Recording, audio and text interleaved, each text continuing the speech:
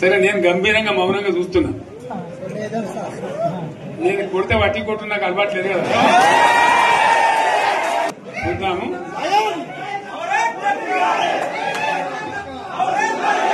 నా రోజులు కానీ అన్నట్టుగా నేను చూస్తా ఉన్నా. కానీ మనోళ్ళందరూ కూడా ప్రతిపాదిస్తున్న ఏంటంటే, ఒక సంవత్సరం జరిగిపోయింది, సంగమేశ్వర ఆన్నే పన్నది, బసవేశ్వర ఆన్నే పన్నది, పాలమూరు ఉత్పత్తుల పథకం ఆన్నే పన్నది, కాళేశ్వరం అట్లా ఎండబెడుతున్నారు, ఇవన్నీ అన్యాయాలున్నాయి. కాబట్టి ఫిబ్రవరి నెలాఖరులో ఒక పెద్ద బహిరంగ సభ పెట్టాలి, ఇలా కథ చూడాలి అని జరుగుతూ ఉంది.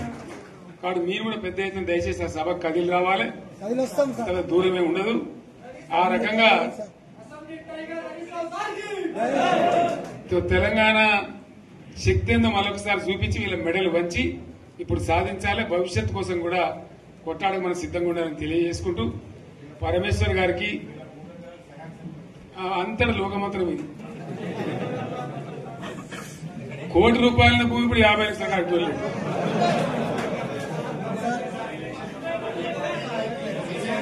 ఈ ఒక్కని బాధ ఒక ఆయన వచ్చింది, మన ఒక ఆయన ఒక 10 మంది వచ్చారు హైదరాబాద్కి. అందులోకి 2 ముస్లిం సోదరులు వచ్చారు. साहब सोब तबाह हो गया, इफलासी मुफलसी बच्चों क्या दबे होगा, तुम्हारा क्या हुआ बहन, तुम्हारा क्या हुआ, तुम हैदराबाद में तुम लोग हैं, मेरा कारोबार है साहब, मेरा छोटा मोटा कारोबार है, होटल भी है, 70% गिर गया। हर कोई पूछ रहे, हर कोई केसीआर को याद कर रहा है सामान వాళ్ళు మాట్లాడుతున్నారు. ఎక్కడ ప్రతి ఒక్కరు భూముల ధరలు పోయినాయి, మన్ను పోయినాయి, మసాలా అన్ని పోయినాయి. ఇంత మంచిగా 4 ఎకరాల రైతు నేను 4 కోట్ల ఆసానని అనుకుంటుండే, అంత ధీమా ఉంది, ఎంత బాగుంటే. హైదరాబాద్ నుంచి అడిగితే కూడా వచ్చి మనం ఇయ్యకపోతాం భూములు, డిమాండ్ పెరగానని. అంత బ్రహ్మాండంగా మారుమూల ప్రాంతంలో కూడా 40 లక్షలు 50 లక్షలు ఎకరానికి ఉండే. అటువంటిది సగానికి సగం పడిపోయి మొత్తం నాశనం చేశారు. వీళ్ళు ఇట్లే వదిలిపెడితే ఇంకింత నాశనం అవుతుంది. కాబట్టి మనం కొట్లాడాల్సిందే. నేను ఇంకొక మాట మీకు చెప్తా. ఎలక్షన్లలో నేను మస్తుగా చూసిన 50 ఏళ్లలో పార్టీలు గెలితే ఓడతాయి. ఇంత మాయలు ఏడాది లోపలనే కాంగ్రెస్ పార్టీ దొరికితే కొడతాం రాని అంత గొప్పగా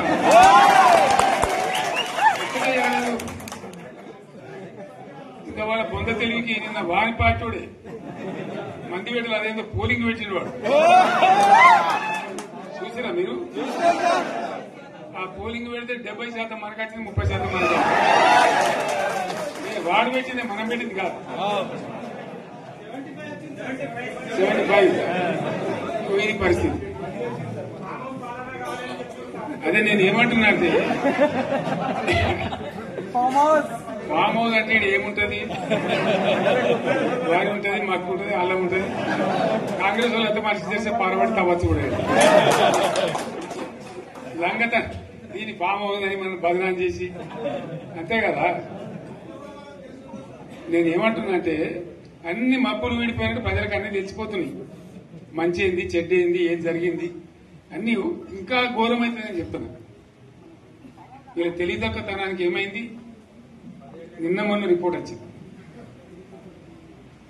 comptroller and auditor general of India అని కాగ్ అంటారు దాన్ని. కాగ్ రిపోర్ట్ వచ్చింది. పోయిన సంవత్సరం మన గవర్నమెంట్ లో వచ్చిన ఆదాయం కంటే 13,000 కోట్ల రూపాయల ఆదాయం తగ్గిపోయింది. ఇంకా మార్చి పోయే వరకల్లా ఇంకో 3-4 కోట్ల అవుతుంది. అంటే 15,000 కోట్ల ఆదాయం పోతుంది. మన గవర్నమెంట్ ఉన్నప్పుడు ప్రతి ఏడాది 15,000 కోట్లు పెంచుకుంటూ పోయింది. చెప్పేసుకుంటూ పోయింది. ఏడాది 10 నుంచి 15,000 కోట్ల ఆదాయం పెరిగేది మన టైంలో. అంత జాగ్రత్తగా మనం వ్యవహారం చేస్తాం. ఇలా ఉల్టా 15,000 కోట్లు. హోదా పోస్టు ప్రజల పక్షాన ఉండి ప్రభుత్వం చేసే మంచి చెట్లకు మంచి పనులు చేస్తే మెచ్చుకోవడం, లేకపోతే సలహాలు ఇవ్వడం, అసెంబ్లీకి రావడం, ప్రతిపక్ష శాసనం అంటే అంత ముఖ్యమైన పాత్ర. అది మరిచి 14 నెలలు కుంభకర్ణులాగా అసెంబ్లీలో ఫామ్ హౌస్లో, అసెంబ్లీకి రాకుండా ఫామ్ హౌస్లో నిద్రపోయి ఇవాళ మేము అసెంబ్లీలో మీరు చూశారు ఎన్నోసార్లు అరే కేసీఆర్ నీకు 39 మంది బలం ఉంది, మా పట్టి నుంచి వారికి 6 ఎమ్మెల్యేలున్నా టీఎంసీ నాయకున్నా ప్రతిరోజు వచ్చి నువ్వు మైక్ ఇచ్చినా ఇవ్వకుండా ప్రజల పక్షాన పోరాటం చేసిండు. ఆ పోరాట ఫలితంతోనే మా ప్రభుత్వం కూడా అధికారంలోకి వచ్చింది. నువ్వు చేసిన తప్పులన్నీ కూడా 6 ఎమ్మెల్యేలతో ఉన్న బలం ఉన్నంత నీకు 39 బలం ఉంది, ఎందుకు వస్తలేవని చెప్పి ఆ రోజు మా పట్టి విక్రమార్క సిఎల్పి నాయకులు డిప్యూటీ లీడర్ శ్రీధర్ బాబు గారు కొట్లాడిండు. ఈయన 39 మంది ఉన్న 14 నెలలు 5 సార్లు అసెంబ్లీ పెట్టా రాలే. నేను ఛాలెంజ్ చేసిన హరీష్ రావు కేటీఆర్ మారే మీరు బచ్చగాలి మీరెందుకు మాట్లాడుతున్నావు, మీ మావని మీ నాయనని రమ్మని చెప్పు, ఛాలెంజ్ చేద్దాం. మీ 10 సంవత్సరాల పాలన మా ప్రభుత్వం ఏం చేస్తుందో తెలుసుకుందాం, మీ పచ్చగాలతో మేమెందుకు మాట్లాడుతామని నేను ఎన్నోసార్లు చేసినా నాకు ఇవాళ సంతోషంగా అనిపిస్తుంది. ఇవాళ నా ఛాలెంజ్ నిన్న కూడా కేటీఆర్ నల్గొండకు వచ్చి నల్గొండను ఎండబెట్టి ఎస్ఎల్పి సొరంగాన్ని పండబెట్టి ఉదయ సముద్రం పూర్తి చేయకుండా మహాత్మా గాంధీ యూనివర్సిటీలో కాలు కూడా పెట్టాలి, 10 ఏళ్ళు జిల్లా మినిస్టర్ పెట్టలే, కేటీఆర్ పెట్టలే. అలాంటి వచ్చి వాడు వీడని మాట్లాడి నా మీద.